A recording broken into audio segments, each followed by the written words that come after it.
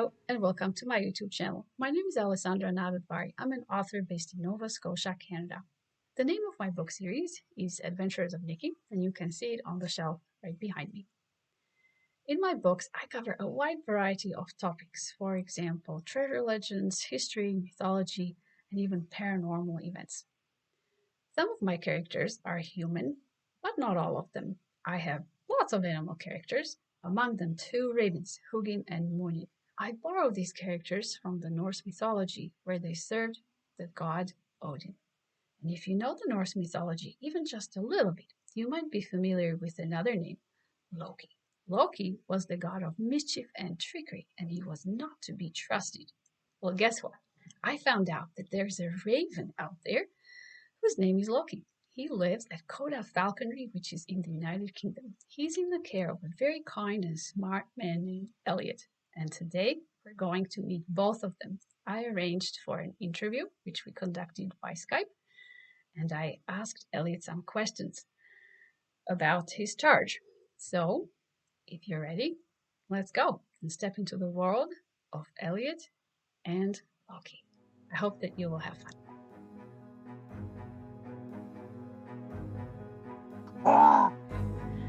Hello, Elliot. Hey, Alessandra, how you doing? I'm doing great. Are we at Coda Falconry? We certainly are. Yep, it's a lovely day here. You couldn't ask for a nicer day to be outside with a bit of nature. Oh, nice. Where is Coda Falconry? So we are based literally a stone's throw from London. Okay, we're at a place called Waltham Abbey, which is in the county of Essex. Okay. So we're about 15 minutes from London. So we can literally see the skyscrapers from here up in the valley. Wow, it looks so quiet and peaceful where you are. Yeah, it really is. Usually this would be open to the public. It does shut at 5 o'clock, but it's a lovely way to spend a Sunday evening, that's for sure. It's really nice and tranquil, and there's a lot of wildlife here. It's nice to get in touch with nature and just sit and see the kind of the wide range of stuff that we have here. Oh, that's wonderful. So, Elliot, I'd like to know about your background, who you are, what you do for a living, and how you came to be at Coda Falconry. Okay, so my background is in film and television. So I'm a professional filmmaker and photographer, but I have been doing falconry now for about 12 years. I started off volunteering up in Scotland. So I learned to work with lots of eagles and hawks up there. And then I helped the founder, Sarah Jane, set up Coda Falconry about eight years ago now. Yeah. So we set up this little hub, and it was designed to give people of a more urban community the chance to access a quite traditional and rural sport. Because in this country, there's a tendency that the elite who still do falconry, they don't really want people like me doing it, and I'm a commoner. Okay, so we wanted to open it up and let everybody try it and really get to see how fascinating and wonderful these birds really are. So Coda basically, it stands for, bringing education to the children and to adults. We do lots of experience days where people can come and fly the birds and see them in a natural habitat flying and doing what they do. But we also do lots of other things like pest control. So it's a non-lethal alternative to keeping pigeons away. Oh, okay. Yeah, so that's really cool. You're using nature to stop, pigeons and other pests kind of nesting, which is great. We do lots of other things like media, TV and film work. So a lot of the birds, they've all got an actor agent. So they do lots of different TV and film and commercials. And we do things like weddings as well, where we have barn owls flying the rings down from the castle keep down to Oh, Tibet. that's so beautiful. Yeah, that's quite popular at the moment. So, yeah, touch wood. We've not had one go wrong just yet. Yeah. Oh, beautiful, beautiful.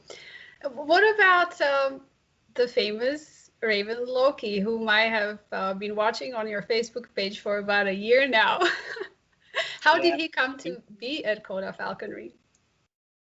So he's quite the character. So Loki's had a really difficult start to life. So he's just turned 8 in February, just gone, and we got him at a year old.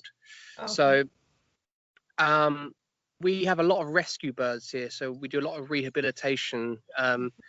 In this country, you're not allowed to release into the wild captive bred birds. Okay, so and also in this country, there's no licenses with regards to owning a bird. So anybody can go and buy a golden eagle tomorrow and have no idea what they're doing.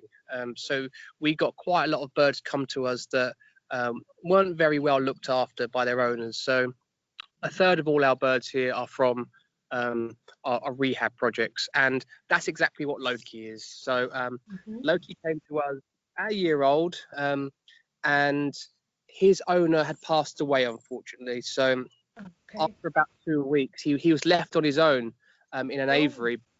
His the owner's family hadn't realised he passed away. So poor old Loki was on his own for 2 weeks in an aviary. And he eventually made his way back to the breeder, and the breeder contacted us and said, look, do you want this raven? And we kind of said, look, well, we're a raptor center. We don't really know much about corvids. So he said, well, he's very, very tame. He's been imprinted, which means that he thinks he's more of a human. Okay, Really? Yeah, so that's a term of training we use with birds to imprint them. So, for example, in captivity, all owls that we work with are all imprinted because now, for your viewers, if you're a fan of owls, close your ears, okay? Because owls are the dumbest of all the raptors. Okay? Oh no! They're incredibly stupid. But so we have to imprint them, and they think they're human. So that's the only real way we can work with them in captivity. So Loki was an imprint, and we said, look, okay, well, if we don't take him, what's going to happen to him? And he would be put to sleep. Oh no. So we said, okay, well, let's give him a try. If he's a healthy bird, let's try and give him a home and see what we can do with him. So we took Loki at the time, who didn't have a name. He was completely unnamed, and he came to my house, and he was in such terrible condition. He didn't have much feathers on his legs because he had plucked them through anxiety. Poor Loki. His feathers were all matte black and kind of not very good condition at all. And the worst part of it is he suffered with severe mental anxiety. So he was depressed. He was very fearful of everything. With animals, they act on fight or flight. Yes. And when you're quite a big bird like Loki is, or a raven with a really big beak, they can do quite a lot of damage. So they do act on fight quite often if they're cornered. So I had to work out, and this took me a number of years, to work out what his triggers were. What was his anxiety triggers? Why was he acting out? Why was he scared of certain things? And it really kind of made me see him in a completely different light. So I started to see him more as a person rather than a bird. So I was looking at him like a child that had been abused. So I had to work out what it was that was triggering him. And this took 4 or 5 years to really get to the root of all these problems. And once we knew what they were, we could start working on them together. And it was all a long, arduous road to building trust. Yes. I had to gain his trust, and likewise he had to gain mine, because in the early days he was quite nasty to me. Not because he wanted to, but because he was scared. So we discovered that his owner hadn't been too kind to Loki, let's say that. So he had been physically mistreated as well. I'm so sorry to hear that. Well, it's really sad to hear that, because these are animals, and they don't understand a lot of the time. And you can't, with any animal, we strongly believe that you can't discipline or train an animal with force.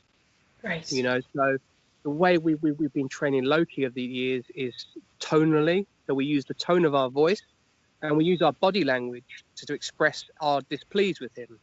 So give you an example, I'd go into his aviary when he was first with us, and he would bite me to ribbons. You know, he was really nasty. You know, he would hang off my arm and snip me, really aggressive. So what I would do is I'd pretend that it didn't hurt. It really did. Turn my back on him, walk out the aviary, go out of sight, have a little cry, you know, clean my arm up, and then take a deep breath and go straight back in the aviary and confront him and give off the aura that I wasn't scared of him. So once we got that little bit out of the way, that I wasn't scared of him, which as a caveat, I was terrified.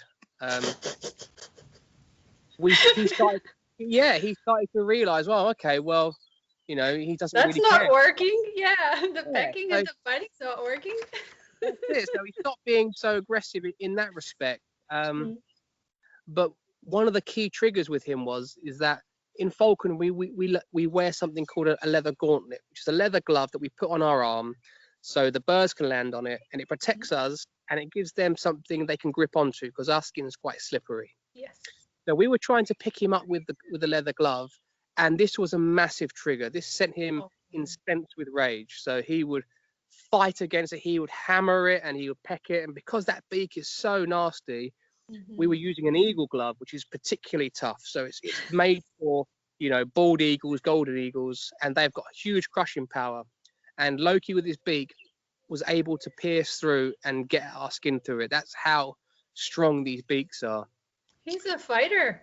He really is. And it took me a long time to work out that it was a specific shade of green of a glove he didn't like because he had probably been hit with it in the past. So he associated a leather gauntlet that was green as a bad thing. So we were trying to, without knowing, force him to interact with this thing that he was terrified of. And that's why he was so aggressive. Okay. So then I took the glove off and I started to work with him without a glove. And I noticed a real change in his aura and his behavior. So with body language, you're looking at the way he turns himself, he presents his head, his eyes, his beak. So straight away, I could see, this is a breakthrough point. So the trust was getting there, but it wasn't quite there just yet. You know, he still had his moments. So another way I tried to build his trust, and this is like with all humans, you know, food is king, okay? If you want to be my friend, you know, it's really quite simple. Be kind and take me out to dinner. So what I do with him is I started to put his food in his aviary where he couldn't quite get it. And he would look at it and he'd try to seize a way of, he would be working it out. If I could go up there, no, he would try. And then I would stand in his aviary, and then he took the leap of faith one day. He jumped onto my shoulder, he took the food out, and then he ran away and ate it. And I did this for months, this whole routine, until it got to the point where he would jump to my shoulder as soon as I walked in, knowing exactly what I was going to do. So I'd put the food in, he would take it, but then he wouldn't run away. He would sit on my shoulder and he would eat it. So then we discovered, okay, now we've got some common ground. You're learning that not only I'm not going to hurt you, but I'm going to bring you lovely treats, and we can work together to get these treats. Okay. Nice. So that was a breakthrough again, another second breakthrough. And then again with food, because ravens, they cache their food in the wild, which means they get as much as they can, okay, and then they bury it, they store it like squirrels, and they hide it. So what I would do with Loki is, and hopefully we might even see that today, I'd give him some food outside and watch him bury it, and he would watch me watching him bury. Of course. Ravens are very smart. So he would look at me with one eye as he buries it, and then quickly suck it back up and cover the hole and do a fake bury. You pretend to bury it. And then he would do this maybe 5 or 6 times, doing these decoy buries all over the arena until he would finally put his food down. And I'd put him away in his aviary. And this is what I did. He watched me go over to his cache. So I knew where it was, and he knew I knew. So as I walked to his food store, he was pacing up and down his aviary, and he was shouting at me. He was getting really upset because he knew I was going for his food.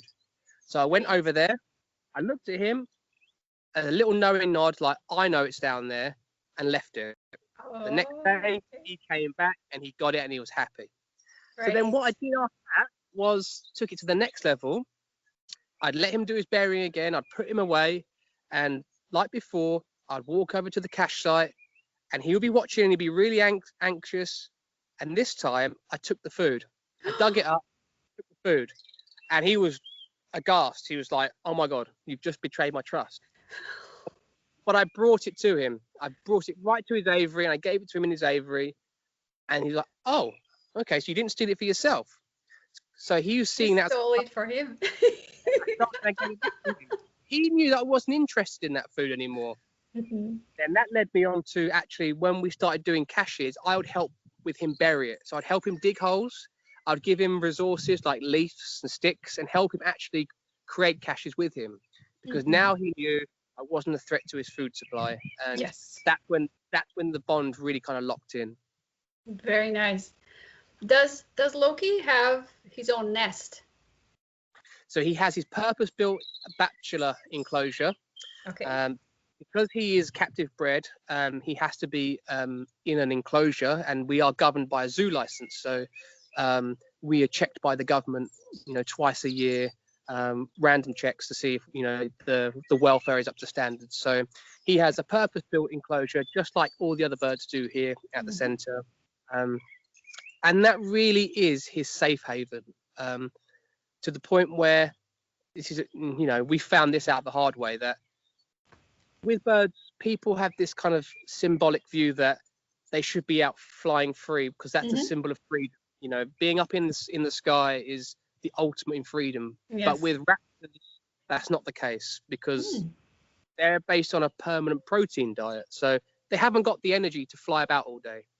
So if you Okay. see a raptor flying, that means it's starving, it's hunting, or it's trying to defend its territory or attract a mate. They don't fly for fun because, Right. like a lion, all they eat is protein. It's a glorified Atkins diet, but without any cheese. So birds of prey, they're a bit like teenagers. They spend 90% of their entire life doing nothing, and the other 10% is eating and doing other things. So that's why we say to them, they don't do a lot. But corvids are a little bit different because they're omnivores. They eat meat, they eat nuts. They can eat a whole range of things. They're scavengers. So one day, by mistake, one of our volunteers at the centre didn't lock his door properly, Uh-oh. and the next morning they came in, and our office door was also unlocked. So we went in and everything had been trashed. The office was completely a mess. It looked like we'd been robbed. Oh So, my goodness. Who did that? well, we were looking through all our documents and they were all there. So, okay, so someone's come in, they've trashed the place, they haven't stolen anything. This is a bit odd. So I came Yes. back and I saw Loki's door completely wide open. And my heart jumped in my mouth. I was like, oh, someone's let him out. Someone's come in the middle of the night, they've let him out. You know, Right. PETA kind of protest or whatever. So I ran up to his aviary, and lo and behold, he was standing on his log, happy as Larry, which is a saying we have here, which means he was proud as punch. He had this big smile on his face, and he just called me. And my heart was beating. I thought, oh, Loki, thank God you haven't flown away. So his door had been open all night. But the interesting thing was, all around him in his aviary was all of our stuff from the office. Oh my God. He was He the went one who broke in. Yeah, he broke into the office. He stole mugs, he stole money, badges, pens, tools, and his aviary was full of loot and bounty, which he had stolen through the course of the night. And if he wanted to, he could have flown and gone into the wild, but he sees it as a safe place. Mhm. When he goes flying, when he's had enough, or he gets, intimidated by other wildlife, the first thing he does is return straight home, you know, or he comes straight to us. So, he really does see that as his haven. And he's got all his toys in there. He's got all his collectibles.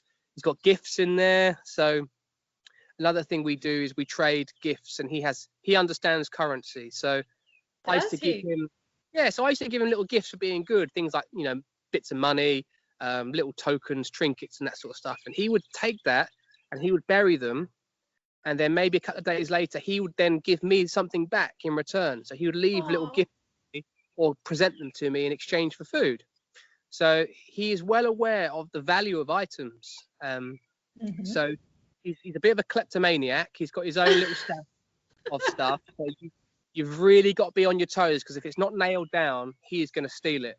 And the thing is, he steals stuff and he sells it back to you. That's how cunning he is. That's hilarious.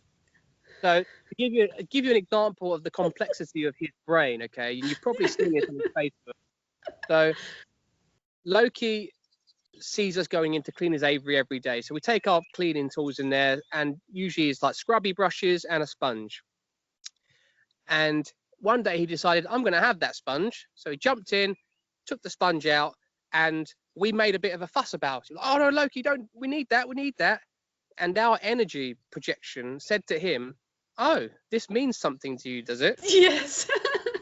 He ran around the flying arena, not flying, he ran and made us chase him.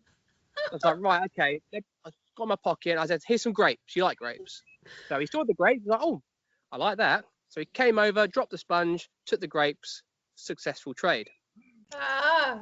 And then after that, we stopped going into his aviary with sponges because we knew he was going to steal them. So he was looking around, he's like, what can I steal this time? So he came out of his aviary and he checked the lock on his aviary door, the padlock, and he managed to get it off.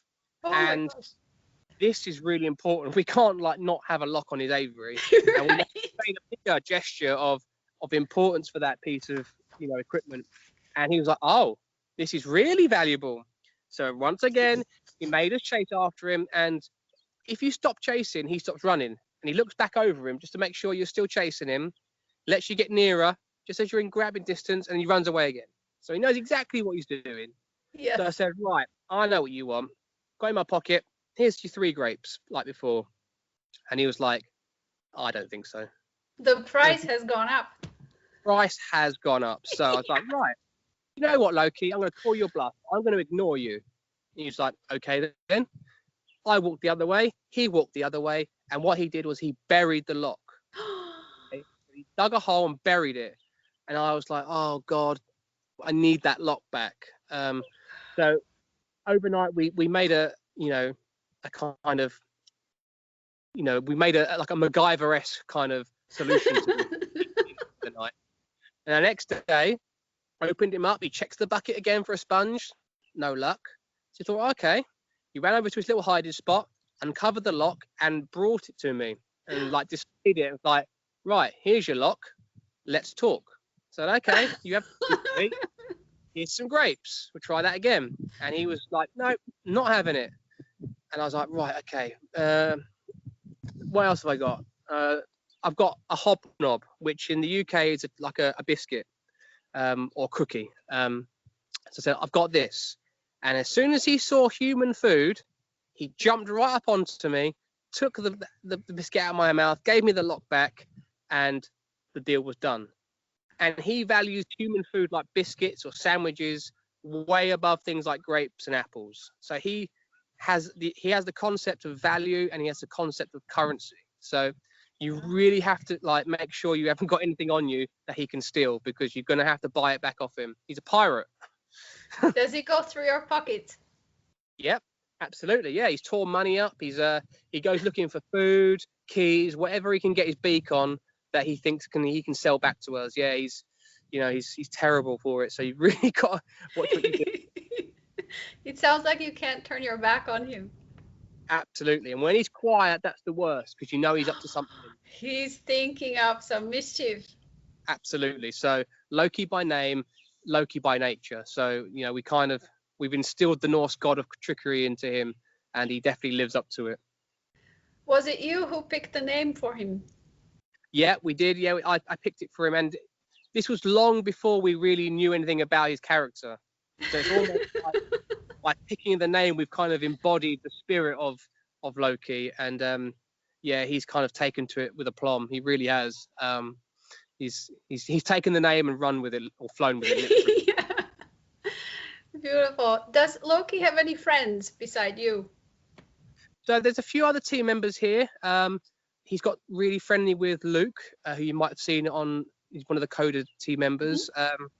Luke's been trying to build up more of a friendship with Loki, because obviously I'm not staff. I'm only here voluntary because of my day job. So Luke has been doing his best to, get on Loki's good side. And obviously the boss, SJ, he has a good relationship with her. However, there is another team member, our head falconer, Emily. He just does not tolerate her, and he will run her amok. Okay. And all Emily wants to do is be his friend. She makes him lovely treats. She bakes for him. She makes him special kind of fruit and veg ice pops and ice lollies. And all he wants to do is trip her up, attack her feet, and bully her because he thinks it's a big thing. And because he sees her as a sister rather than someone above him in the pecking order. Right. So, right. And that has been established since day one. So unfortunately, as much as Emily tries, he's got it in his head that he can boss her about, and he does. Right. She does try her hardest, but he's not having any of it. Does Loki have a mate? So because he's an imprint, okay, so that he thinks he's human, he doesn't have a bird mate, so to speak. So to pair him up with another Raven could potentially be dangerous to both of them, because he could see another female as a threat to us. So we haven't paired him up with a mate, and instead he sees us like his family. We play with him. We keep him mentally stimulated. We look after him. So in terms of a desire for companionship, he has that in abundance with us, and we all give him different things. So yeah, he won't ever have another Raven mate. What does Loki's day look like? So Loki, being the king and the precious one he is, he's the first one that gets seen to. Of and course. If you don't see him first, he gets very upset and he gets a bit grouchy if you ignore him in the morning. So when we get in first thing at crack of dawn, we open up his aviary and just let him go and do what he wants to do. He could be out there for an hour, 2 hours, flying about, causing mischief, whatever, while we clean him out and we sort out the rest of the day. And then mostly he puts himself back when he's finished, and then we keep him indoors because obviously when we're flying other raptors, he can't really be out. But we'll get him out throughout the day when the other raptors aren't about, and then again at night time like this, he can have the run of the land and do what he wants. But he's a bit of a homebod. He doesn't like to go too far. He's got his toys, he's got his snacks, he's got his friends here. Yeah. Doesn't want to go too far. Nice. All right. Does he miss you when you're not there? And do you miss him? I can speak for myself, and I do miss him. He's been a massive part of my life in the last 7 years, getting to know him and really go on a journey with him and bring him round. And it's so good to see where he's come from to where he is today. We have our own experience there where people can come and meet him and fly him, just him. And the thought of doing that even 2.5 years ago would not even be in the question because of his anxiety. But he's just coming on leaps and bounds every year. So it's so good to see that journey and his development. Does he miss me? Well, I've been away all week, so he hasn't seen me today.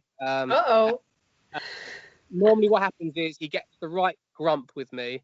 He'll give me a bite, as to say, where have you been? And then after a bit of sulking, he comes to and he's fine. But yeah, he does get sulky when I've been away for a while. Great. I heard that he became one of the characters in a video game. Is that true? So he was very much part of the marketing kind of material for the latest Assassin's Creed franchise. Assassin's Creed. Yeah. So you play as a Viking, Eivor, and your companion is a Raven. So Loki was filmed, and we took him down to Kent where we did a lot of filming, and we took him to a studio in central London where we did a live YouTube event, and he of course decided it's all going to be about him, and he jumped on the tables and he broke props and he had a great time, to be fair to him. He had a great time, yes. Yeah, he decided to steal the show, bless him. Oh, that's funny. All right. So before we go see Loki, I would just like to ask you this one last question. Um, I write adventure mystery novels for children aged 10 to 14. So they're like elementary school children. And a lot of them love animals. I have animals in my books as characters. I actually have two ravens in my books, Hugin and Munin, Odin's ravens. And so my readers love animals. They have them as pets, and they like to go see them. There's a wildlife refuge here in Nova Scotia that's locally famous, and they do a great job of rehabilitating animals, saving babies, and stuff like that. So, knowing what you know with your experience with Loki and the love and the bond that you have with Loki, which is quite obvious, what message would you have? What for my readers, what message would you like to convey to the children who read my books about the importance of having contact with animals and putting in the time and the work to build a relationship with them? Why is that important? I think the more we are immersed in technology and we rely on it, and we use it, there seems to be a greater disconnect with nature, I think. And I think there's a real value in being in nature and really understanding it. And we are so lucky to share the planet with some amazing animals.